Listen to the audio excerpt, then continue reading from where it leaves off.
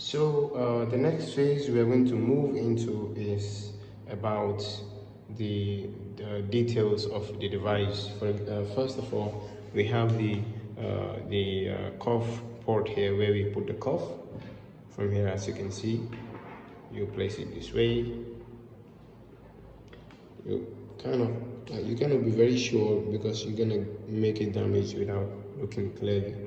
So now we have successfully placed the BP cuff and it is set. Now the next thing we do is we put our battery here.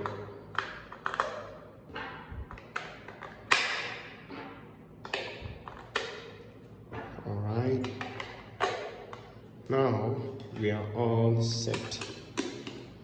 Our machine now is ready to be used. But mind you, if you're a beginner of this device, first of all, I would like to explain some important tips about this device.